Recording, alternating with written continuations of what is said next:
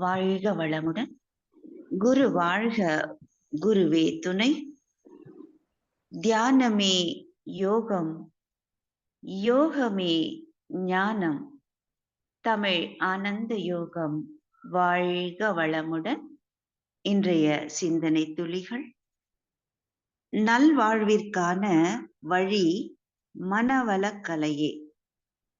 பேரறிவாகவும் பேராற்றலாகவும் உள்ளதுதான் இயற்கை எனும் இறைநிலை. மனிதனானவன் இயற்கையின் ஒரு பகுதியாகவே இருக்கிறான். முழுமையிலிருந்து தோன்றிய ஒரு பகுதி, அறிவிலிருந்து முற்றறிவை நோக்கி உயர்ந்து கொண்டே இருக்கும் ஒரு தத்துவம்தான் மனிதன். ஒவ்வொரு நாளும், ஒவ்வொரு மணியும், ஒவ்வொரு நிமிடமும் இயற்கையானது மனிதனுக்கு அறிவின் பெருக்கத்திற்குரிய பாடங்களை தந்து கொண்டே இருக்கிறது. ஒவ்வொரு பொருளும், ஒவ்வொரு இயக்கமும், ஒவ்வொரு உயிரும், ஒவ்வொரு அனுபவமும் மனிதனுக்கு இயற்கையின் இரகசியத்தை, பெருமையை, மதிப்பை உணர்த்தி கொண்டே இருக்கிறது. இந்த இயற்கையின் பாடங்களை உற்று நோக்கி மதித்து பின்பற்றி வாழும் மனிதன், அவன் பிறவி நோக்கமாகிய முற்றறிவின் விரிவை நோக்கி உயர்ந்தும் சிறந்தும் விளங்கிக் கொண்டே இருக்க வேண்டும். மனிதர்களின் வாழ்விலே இன்பம், இனிமை, நிறைவு, மகிழ்ச்சி, அமைதி இவையெல்லாம் இயற்கையாகவே அமைந்துள்ளது. மனிதன் அதனை உணர்ந்து கொள்வதில்தான் ஏராளமான சிக்கல்களும் இருக்கின்றன. மனிதர்களின் சிற்றறிவினால் அல்லது அறிவின் குறைபாட்டினால் இயற்கை தரும் பாடங்களை அலட்சியப்படுத்தி சிற்றின்பங்களில் மயங்கி அறிவின் வழி சிந்திக்காமல் வாழ்வின் பயணத்திலே திசை மாறி தவறான பாதைகளில் பயணம் செய்வதால் துன்பம், நோய்கள், குழப்பம், துயரம் இவற்றால் துன்பப்படுகிறான். வாழ்வின் நோக்கம் என்ன என்பதை மனிதன் அறிந்து கொள்ள வேண்டும். அந்த நோக்கத்திற்கு முரண்படாத நெறி நின்று வாழ வேண்டும்.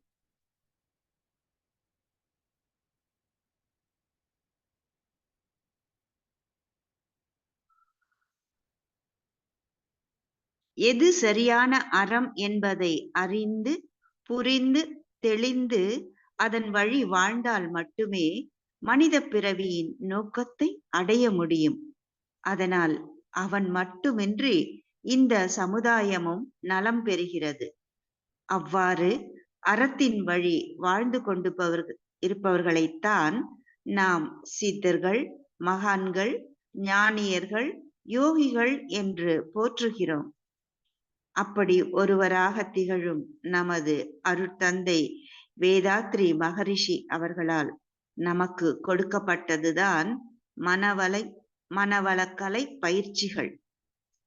வாழும் நெறியை விஞ்ஞான ரீதியாக விளக்கி நல்வாழ்வு பெற உதவும் கலைதான் மனவளக்கலை. இறைஞான ஆசிரியர் நன்மணி ஐயா அவர்களுக்கு நன்றிகளும் வாழ்த்துக்களும். நன்றி ஐயா. வாழ்க வளமுடன். வாழ்க வளமுடன். இன்றைய சிந்தனை துளிகள் வாசித்த அனார்கலி அம்மா அவர்கள் வாழ்க வளமுடன். தியானமே யோகம், யோகமே ஞானம்.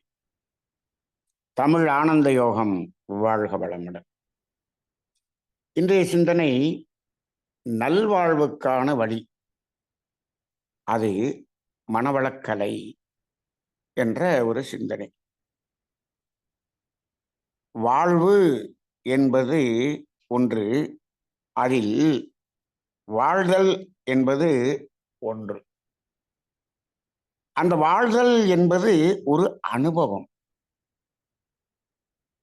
அந்த வாழுகின்ற வாழ்க்கை என்பது உடலும் உயிரும் இணைந்து இருக்கின்றது. அதில் இருந்து கொண்டிருக்கிறோம்.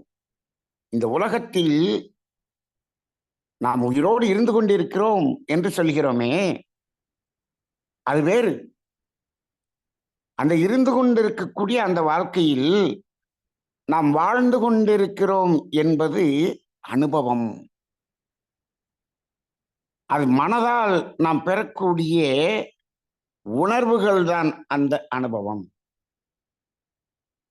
இந்த வாழ்க்கை இறுதியாக எதில் சென்று நிற்கிறது என்று சொன்னால், அந்த உணர்வின் உச்சத்தின் அந்த அனுபவத்தில் தான் நிற்கிறது. இன்னும் சொல்லப்போனால், அந்த உணர்வின் உச்சமான அனுபவம் என்பதற்காகத்தான் நாம் வாழ்ந்து கொண்டிருக்கிறோம். அப்ப அந்த உச்சமான அனுபவம் எப்படி இருக்க வேண்டும்? அதுதான் நல்வாழ்வாக இருக்க வேண்டும். நல்வாழ்வாக இருக்க வேண்டும் என்று சொன்னால், அதாவது இன்பம், இனிமை, நிறைவு, மகிழ்ச்சி, அமைதி, ஆனந்தம் என்று சொன்னார்களே, இது எல்லாம் உணர்வுகள் தானே. இந்த உணர்வுகளை அனுபவமாக நாம் பெற வேண்டும். அதுதான் அந்த நல்வாழ்வு, வாழ்கிறோம் என்பதற்கான அடையாளமாக இருக்கிறது. இப்போ இந்த உணர்வுகளை எல்லாம் பெறுவதற்கு நாம் என்ன செய்ய வேண்டும்? இந்த உணர்வுகள் என்பது என்ன? அது எங்கு இருக்கிறது? அதை தேடிப் பெற வேண்டுமா? அது இயல்பாக இருக்கக்கூடியதா? இதை தேடும் பணியில் நாம் சென்று கொண்டிருக்கும் போது நாம் அடையக்கூடிய நிலைகள் இப்பொழுது வேறாக இருக்கிறதே. இதற்கு என்ன காரணம்? இப்படிப்பட்ட பல கேள்விகள் நமது வாழ்க்கையில் இருக்கிறது. கேள்விகளாகவே இருந்து கொண்டிருக்கிறது. இந்த கேள்விகளை எல்லாம் நாம் ஆத்ம ரீதியாக நாம் சிந்தித்து உணர வேண்டிய ஒன்றாகத்தான் இருக்கிறது. இவற்றிற்கெல்லாம் நாம் விடையை விஞ்ஞானத்தின் மூலமாக தேடுகிறோம் என்று சென்றவுடன், இந்த விஞ்ஞானம் இதற்கான தீர்வுகளை எல்லாம் கொடுக்கிறோம் என்று அவை இதுவரை என்னென்னவெல்லாம் சொன்னதோ, அது அந்த இயல்பான அந்த உணர்வுகள் என்பதை உணராத விஞ்ஞானமாகத்தான் இருந்து கொண்டிருக்கிறது. அது என்ன சொல்லுகிறது என்று சொன்னால், அந்த இயல்பான நிலைக்கு மாறாக மனிதன் அடைந்து கொண்டிருக்கிறானே, துன்பம், நோய்கள், குழப்பம், துயரம், இவற்றிலிருந்து ஒரு சிறிது நேரம் அதிலிருந்து விலகி இருக்கக்கூடியதற்கான வழியை கொடுக்கிறது விஞ்ஞானமாக இருக்கிறது. அவ்வளவுதான். என்ன பண்றோம்? சற்று நேரம் ரிலீஃப் என்று சொல்லுகிறார்கள். துன்பத்தில் இருந்து ஒரு ரிலீஃப், துயரத்தில் இருந்து ஒரு விலகல். ஆனால் மீண்டும் அது வந்து விடுகிறது. அப்ப அதை முழுமையாக அதிலிருந்து விடுதலை பெறுவதற்கான வழியை விஞ்ஞானத்தால் கூற முடியவில்லை. அப்ப மனிதன் என்ன செய்கிறான்? அப்போதைக்கு அப்போது அதிலிருந்து விலகி விலகி விலகி மீண்டும் சென்று விலகி மீண்டும் சென்று விலகி இப்படியே வாழ்ந்து கொண்டிருக்கக்கூடிய வாழ்க்கை தான் வாழ்ந்து கொண்டிருக்கிறார். இது நல்வாழ்வாக மாறுமா? நல்வாழ்வாக மாறாது.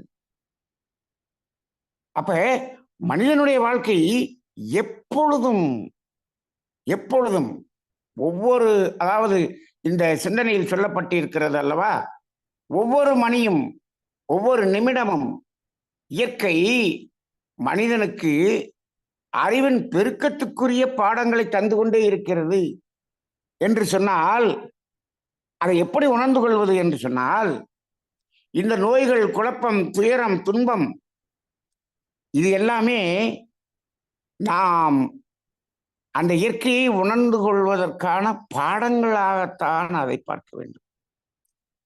அப்ப அதை பாடங்கள் என்ற நிலையில் அதை உணர்ந்து அதிலிருந்து விலகுவதற்கான ஒரு வேலையை ஒவ்வொரு தனி மனிதனும் அவனவன்தான் செய்து கொள்ள முடியுமே தவிர இந்த விஞ்ஞானமோ, இந்த விஞ்ஞானிகளோ, இந்த சமுதாயமோ, இந்த சமுதாயத்தில் இருக்கக்கூடிய பொருள் பலமோ, அதிகார பலமோ இதற்கு தீர்வு கொடுக்கவே முடியாது. இதை உணர்ந்தவர்கள்தான் சித்தர்கள். அகம் நோக்கி சென்று அங்கு உண்மையை உணர்ந்தவர்கள்தான் சித்தர்கள். அந்த அடிப்படையிலே அந்த அகம் நோக்கி அவர்கள் சிந்தித்து சிந்தித்து சிந்தித்து உணர்ந்ததில் அங்கு இந்த இனிமை, இன்பம், நிறைவு, மகிழ்ச்சி, ஆனந்தம், அமைதி இவையெல்லாம் இயல்பாக அகத்துக்குள்ளாக எல்லோரிடமும் இருக்கிறது என்பதை அவர்கள் உணர்ந்தார்கள். ஆனால் யாரிடமும் அதை பார்க்க முடியவில்லையே. எல்லோரும் அதை தேடிக்கொண்டிருக்கிறார்களே.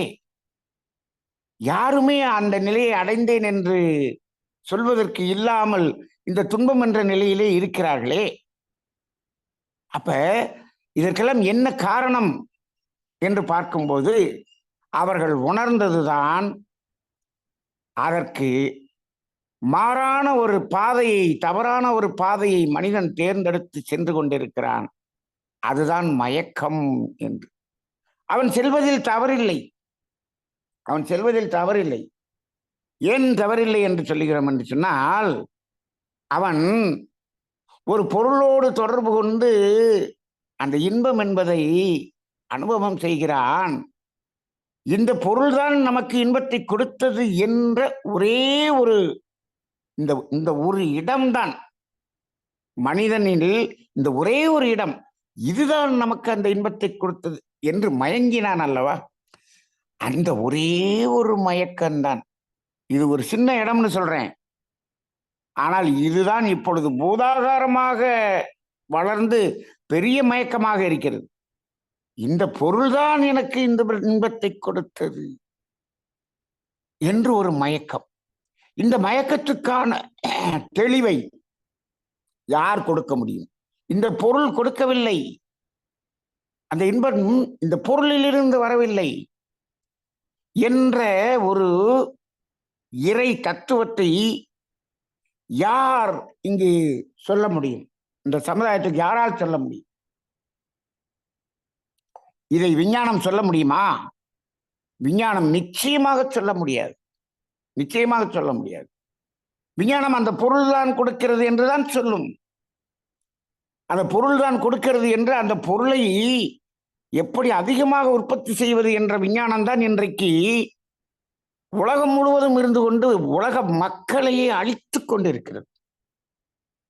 இந்த உலக மக்கள் இன்றைக்கு இவ்வளவு பெரிய நோயில் உச்சத்துக்கு சென்று இந்த துன்பத்தை அனுபவித்துக் கொண்டிருப்பதற்கெல்லாம் முழு முதற் காரணம் யார் என்று இறைநிலையினுடைய அவங்க அந்த ரெக்கார்டில் யார் இருக்காங்க, நம்பர் 1ல இருக்காங்கன்னு பார்த்தா, இந்த பொருள்களை